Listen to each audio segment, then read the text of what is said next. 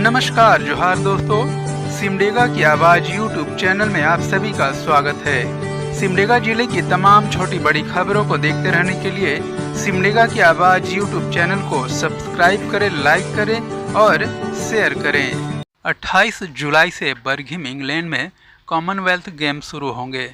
इन खेलों में भाग ले रही भारतीय महिला हॉकी टीम की झारखंड की 3 खिलाड़ी शामिल है, जिसमें निकी प्रधान, सलीमा टेटे और संगीता कुमारी के नाम शामिल है। सलीमा टेटे और संगीता कुमारी सिमडेगा जिले की बेटी है। बुधवार को प्रधानमंत्री नरेंद्र मोदी ने कॉमनवेल्थ गेम में हिस्सा ले रहे भारतीय एथलीटों से बातचीत की, उनका हौसला बढ़ाया। इस क्रम में पीएम मोदी ने झारखंड की हॉकी खिलाड़ी सलीमा टेटे से उनके स्ट्रगल के बारे में पूछा। सिमडेगा की बेटी सलीमा टेटे ने कहा कि मैं सिमडेगा के बड़की छापर गांव से हूं और मेरे पापा भी पहले हॉकी खेलते थे। जब मैं छोटी थी और वो हॉकी खेलने जाते थे तो मैं उनके साथ साइकिल पर जाती थी और बैठकर देखती थी कि कैसे गेम होता है। मैंने पापा से सीखा है कि स्ट्रगल कैसे किया जाता है और कुछ सीखने को मिलता है। सलीमा टेटे ने कहा कि उसे भारतीय महिला टीम की पूर्व कप्तान असुंता लकड़ा से भी हॉकी खेलने की प्रेरणा मिली।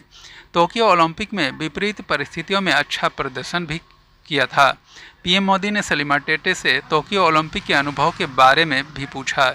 इस पर उसने कहा कि टोक्यो ओलंपिक में जाने से पहले आपने हमें काफ़ी मोटिवेट किया था। टोक्यो में यही सोच कर गए थे कि हमें कुछ करना है। टोक्यो ओलंपिक के समय कोविड के कारण भी हमें काफ़ी परेशानी हुई थी। विपरीत परिस्थिति में हमने टोक्यो में काफ़ी कुछ सीखा और अपने दम पर अच्छा प्रदर्शन भी किया। हमें आप लोगों समेत पूरे देशवासियों से वैसे ही सपोर्ट की ज़रूरत है। इंग्लैंड में अभ्यास कर रही हॉकी टीम कॉमनवेल्थ गेम का हिस्सा है। भारतीय महिला हॉकी टीम में इंग्लैंड में शामिल होकर पहुंची है और वहां के वातावरण में ढलने के साथ साथ अभ्यास कर रही है। भारतीय टीम 18 जुलाई को ही बर्मिंघम पहुंच गई है।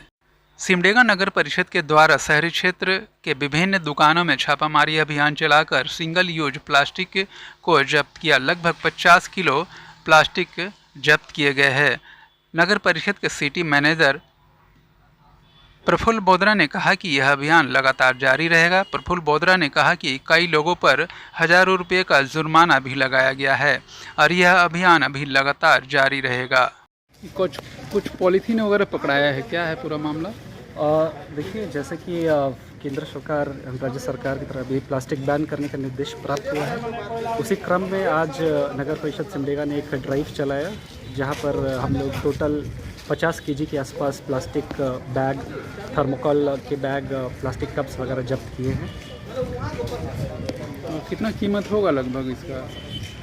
और ये उसका तो आकलन नहीं किया जा सकता है, पर हमको तो लगता है 10-12 हज़ार से ज़्यादा का ही मटेरियल है। अच्छा, ये दुकानदार मतलब किस माइक्रोन का प्लास्टिक रखे, ये थोड़ा बताइए। देखिए, कुछ चीज़ है जहाँ पे आपको कम्प्लीटली बैन है, जैसे कि single use plastic, paper cup, plastic का जो आता है disposal, plastic plates, plastic cups, spoon, plastic fork, plastic straw, ये सब में कम्प्लीटली बैन है। और जो कि अगर हम लोग पॉलीथीन भी यूज़ करते हैं, पॉलीथीन बैग भी बैन है। और अगर हम लोग प्लास्टिक का कोई भी मटेरियल यूज़ करते हैं, वो अलग अलग कैटेगरी में, जैसे कि कुछ में 50 माइक्रोन से ज़्यादा होना चाहिए, किसी में 75 माइक्रोन से ज़्यादा होना चाहिए, वो सब एक्सेप्टेबल है। और मेरे दुकानदारों से यही अपील होगी कि अगर अभी भी आपके पास प्लास्टिक है तो कृपया नगर परिषद कार्यालय में आकर के जमा कर दें, तो ठीक होगा। हम लोग शहर को स्वच्छ एवं सुंदर बनाने में नगर परिषद के साथ प्लीज़ कॉपरेट करें। कितने माइक्रोन का दुकानदार को रखना है बैग? देखिए, पॉलीथीन बैग तो रखना ही नहीं है क्योंकि वो सिंगल यूज़ है, लेकिन कुछ मटेरियल आता है, जैसे कि पैकेजिंग मटेरियल आता है, वो आपका 75 माइक्रोन से ज़्यादा का होना चाहिए। बानो प्रखंड के फिरू बड़ाई और प्रमोद साहू ने भाजपा की सदस्यता ग्रहण की। प्रदेश भाजपा कार्यालय में दोनों लोगों ने भाजपा की सदस्यता ग्रहण की। इस अवसर पर तोरपा विधायक कोचे मिंडा ने फिरू बड़ाई और प्रमोद साहू को भाजपा की प्राथमिकता सदस्यता दिलाई। मौके पर बलराम सिंह, चंद्रपाल सिंह के अलावे अन्य लोग भी मौजूद थे। बानो थाना क्षेत्र के जराकेल अंडरपास के समीप अज्ञात पिकअप वैन ने स्कूटी सवार को टक्कर मार दी। घटना में 3 युवक घायल हो गए। ग्रामीणों की मदद से तीनों घायलों को बानो CHC पहुंचाया गया। वितुंका निवासी रंजित लोगुन, संदीप लोगुन, नामजन लोगुन स्कूटी से चढ़कर बाजार से बानों की ओर जा रहे थे। इसी क्रम में अंडरपास के निकट पिकअप वैन ने उन्हें अपनी चपेट में ले लिया, जिस कारण वे लोग गंभीर रूप से घायल हो गए। घायलों को स्थानीय लोगों की मदद से बानो अस्पताल पहुंचाया गया, जहां पर तीनों का इलाज किया गया। इस दौरान कई जनप्रतिनिधि भी वहां पहुंचकर घायलों का हाल चाल लेते नजर आए।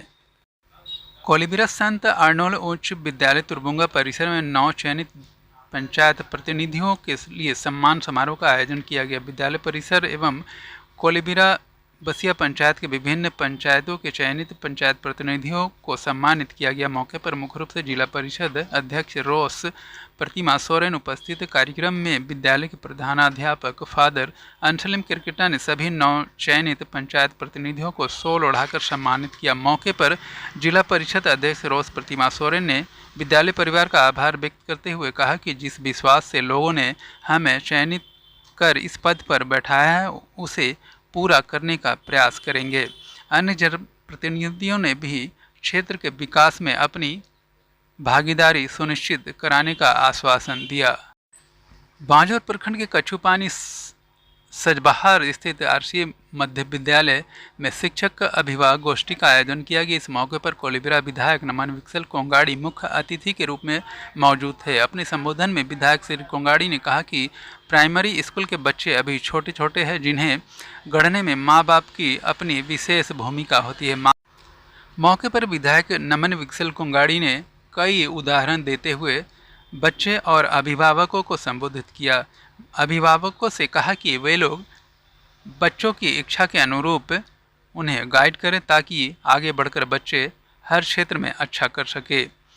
इस कार्यक्रम में मुख्य रूप से विधायक नमन विक्सल कोंगाड़ी के अलावे मोहम्मद समी आलम, रावे लकड़ा, जिला प्रवक्ता रणधीर रंजन, प्रदेश अल्पसंख्यक सचिव जमीर खान, बांजौर जिला परिषद सदस्य सैमरोम पोल्टोपनो, प्रमुख तारामणि एका विधायक की धर्मपत्नी विनीता कोंगाड़ी, मोहम्मद अशफाक के अलावे अन्य लोग भी मौजूद थे। इस मौके पर विधायक नमन विक्सल कोंगाड़ी ने भी लोगों को संबोधित किया।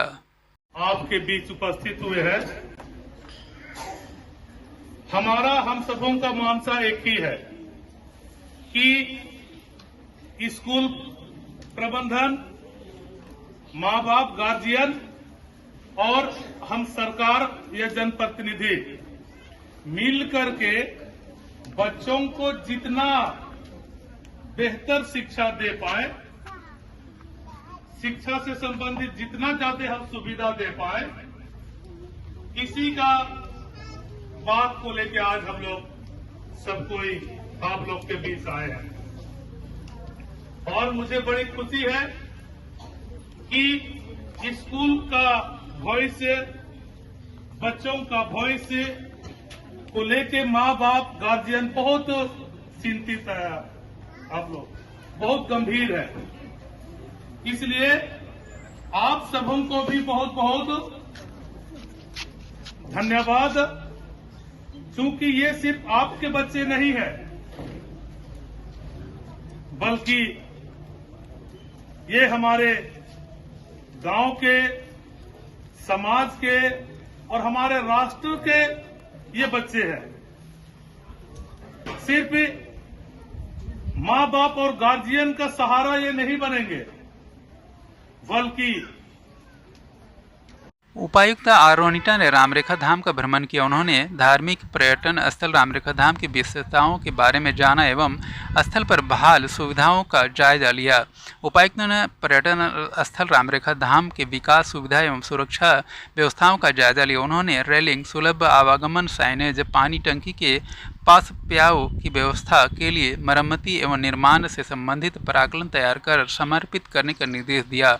धाम परिसर की भूमि का समतलीकरण करने को कहा गया। पर्यटन के रूप में विख्यात रामरेखा धाम आने वाले पर्यटकों के ठहराव की सुलभ व्यवस्था हेतु टूरिस्ट कॉम्प्लेक्स हेतु निर्मित भवन का जीर्णोद्धार करने का भी निर्देश दिया गया। ने निर्माणाधीन अतिथि गृह का जायजा लिया, गंगा कुंड की रेलिंग की मरम्मती एवं सुलभ व्यवस्था बहाल करने का निर्देश दिया। उपायुक्त ने रामरेखा धाम में पूजा अर्चना की। मौके पर जिला पर्यटन नोडल पदाधिकारी प्रवीण कुमार, प्रखंड विकास पदाधिकारी पाकटाण, शक्ति कुंज सहायक अभियंता एवं अन्य लोग भी मौजूद थे।